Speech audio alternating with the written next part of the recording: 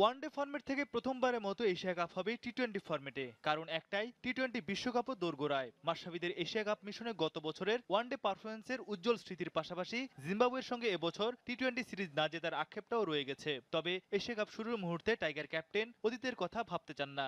এই মুহূর্তে আমরা একটা জিনিসই করতে পারি, ফেল নিয়ে না ভেবে ক্রিকেট খেলা। সো হ্যাঁ, আমরা টি-20তে পারিনি, এটা সত্যি কথা, কিন্তু পারিনি সবসময় ভেবে খেলতে থাকলে কখনোই পারবো না।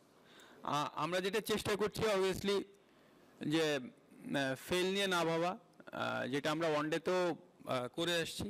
সো আমরা যদি ওইটা করতে পারি অবভিয়াসলি একটা সময় অবশ্যই আমরা ভালো খেলবো। ঘরের মাঠে বাংলাদেশ ভারতের মতো শক্ত প্রতিপক্ষের বিপক্ষে খেলবে। স্পোর্টিং উইকেট হলেও টিম ইন্ডিয়াকে হারাতে হলে সব বিভাগেই ভালো করতে হবে বলে জানান মাশরাফি। তাই কোনো পরীক্ষা নিরীক্ষা যাবে না বাংলাদেশ। এক্সপেরিমেন্ট যেটা বললেন যে আসলে ওইটা দেখা হয়েছিল, কিন্তু এখন এই স্টেজে এসে সেটা সুযোগ আর নাই। এখন আমরা এমন একটা টুর্নামেন্টে যাচ্ছি যেটা আমাদের শুধু এই টুর্নামেন্টে ইম্পর্টেন্সই না শুধু, এবং ওয়ার্ল্ড কাপেও আমাদের very important. India obviously best, one of the best team in the world. So এদেরকে হারাইতে গেলে আপনার ইন অল তিনটা ডিপার্টমেন্টে আমাদের আপ টু দ্য মার্ক থাকতে হবে। এদিকে টি-20 বিশ্বকাপের আগে আরেকটি প্রস্তুতি হিসাবে এশিয়া কাপকে দেখছে ভারত। দলের কাণ্ডারি এম.এস ধোনির চোট, তাই তো পার্থিব প্যাটেলকে উড়িয়ে আনা হয়েছে। ধোনি ফিট না হলে ক্যাপ্টেন্সিটাও আবার বাংলাদেশ বিপক্ষে করছেন কোহলি। দলে আর কোনো চিন্তা নেই। অস্ট্রেলিয়া শ্রীলঙ্কা দুইটি টি-20 সিরিজেই ব্যাটিং বোলিং এ টিম ইন্ডিয়া দুর্দান্ত ক্রিকেট খেলেছে। তাই এশিয়া কাপে বাংলাদেশের বিপক্ষে আত্মবিশ্বাসী তারা।